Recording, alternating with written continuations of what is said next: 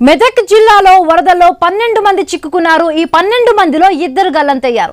చెట్టుకు పట్టుకొని ఉండగా వరద ఉధృతికి చెట్టుతో సహా 2 కొట్టుకుపోయారు. మిగతా 10 మందిలో ఒకరిని డిఆర్ఎఫ్ బృందాలు రక్షించాయి.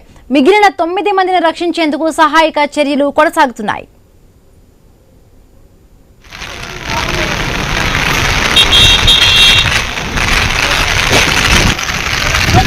చెట్టు చెట్టు రాయ్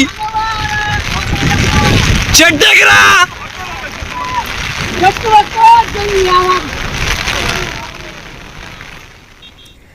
మాజీ ఎమ్మెల్యే మైనంపల్లి హనుమంతరావు సీఎస్ తో మాట్లాడారు. హెలికాప్టర్ పంపాలని కోరారు. వాతావరణం అనుకూలిస్తే హెలికాప్టర్ పంపుతామని బదులిచ్చారు సీఎస్. ఇప్పటికే కామారెడ్డి డిఆర్ఎఫ్ బృందాలు మెదక్ చేరుకున్నాయి. హవేలీ ఘనపూర్ మండలం రాజీపేట తండా వద్ద ఆటోలో వెళ్లిన 8 మంది వాగులో చిక్కుకుపోయారు. వరదలో ఆటో కొట్టుకుపోయింది. వీళ్లంతా సహాయం కోసం ఎదురు చూస్తూ ఉన్నారు. ఇక ఇదే మండలం నాగపూర్ వద్ద కారు వాగులో కొట్టుకుపోయింది. కారులోని 4 చెట్టును పట్టుకుని సహాయం కోసం ఎదురు చూస్తున్నారు.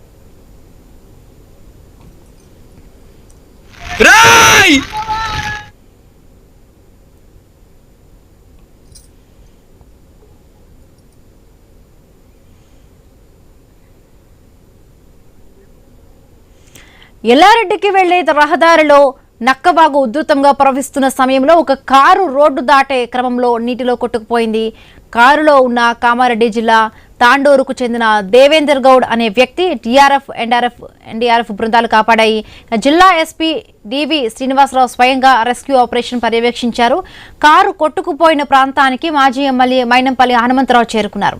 జిల్లా ఇన్ఛార్జ్ మంత్రి వివేక్ వెంకటస్వామితో మైనంపల్లి మాట్లాడి సమస్యను తెలియజేశారు. అలాగే మెదక్ జిల్లాలో భారీ వర్షాలు వరదలపై సీఎం రేవంత్ రెడ్డి ఆరా తీశారు.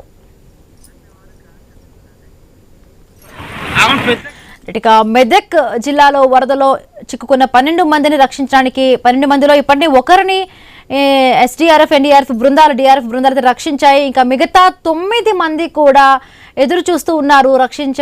ఎవరు రక్షిస్తారని కూడా వాళ్ళు ఎదురు చూస్తున్న పరిస్థితి. రైట్, మొత్తం మెదక్ జిల్లా అంతా కూడా వాన నీటికి నిండిపోయింది.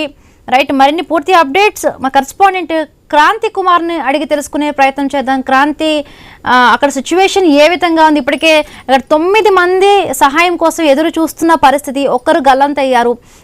ఎవరైతే చెట్టుని పట్టుకుని ఉన్నారో వాళ్ళు చెట్టుతో సహా కొట్టుకుపోయిన పరిస్థితి. ఇప్పుడు ఇందాకే మనం విజువల్స్ లో కూడా చూసాం, ఒక కారు కూడా వరద నీటిలో కొట్టుకుని పోతున్న సిచ్యువేషన్ కనిపిస్తోంది.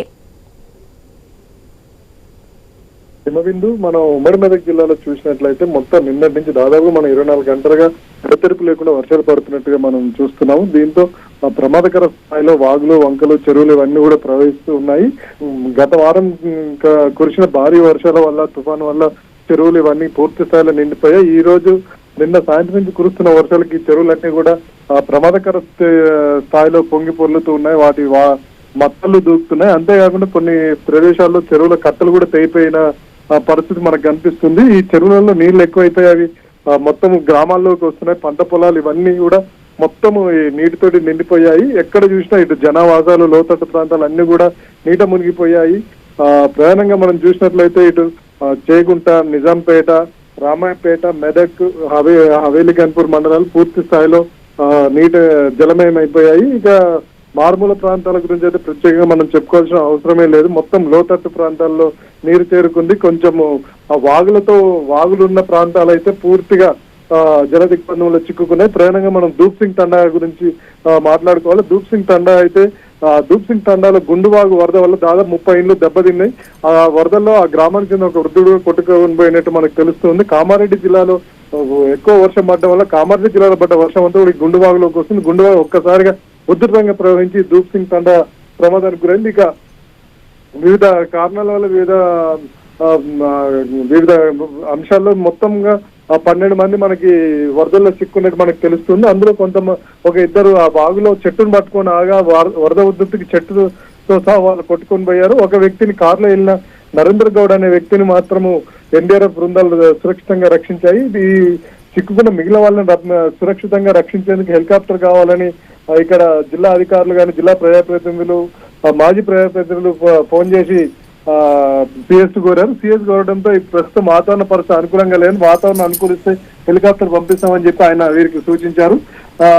ఇటు మరోవైపు ప్రధానంగా మనకి ఇప్పుడు ప్రస్తుతం మనకి అందుతున్న ప్రధానమైన విషయం ఇటు కామారెడ్డి మెదక్ జిల్లాల మధ్యన పోచారం ప్రాజెక్టు ఉంటుంది. పోచారం ప్రాజెక్టు 2 జిల్లాలకు కూడా వరప్రదాయం లాంటిది. పోచారం ప్రాజెక్టు నిజాం కాలంలో కట్టింది. దీని కెపాసిటీ 108 టీఎంసీలు కాగా ఇప్పటికే ప్రస్తుతం దానికి 108 టీఎంసీల పూర్తి నీటి మట్టం ఉంది. ప్రస్తుతం 1,30,000 పైగా క్యూసెక్ల వరద వస్తుంది. దీంతో ప్రాజెక్టుకి భారీ గండి పడింది. ఆ గేట్ల పక్కన పత్తడి పక్కన ఇప్పుడు ఆ గండిని పూడ్చకపోతే ప్రాజెక్టుకి ప్రమాదం ఏర్పడే అవకాశం. పొరపాటున ఒక ప్రాజెక్టు గండిపడి మొత్తం అది కొట్టుకపోతే కనుక దాని కింద ఉన్న దాదాపు 10-20 గ్రామాలు కూడా పూర్తి స్థాయిలో జల దిగ్బంధంలో చిక్కోవడంతో పాటు వాటికి తీవ్ర నష్టం ఏర్పడే అవకాశం కనిపిస్తుంది. Right, thank you Kranthi, thanks for the updates.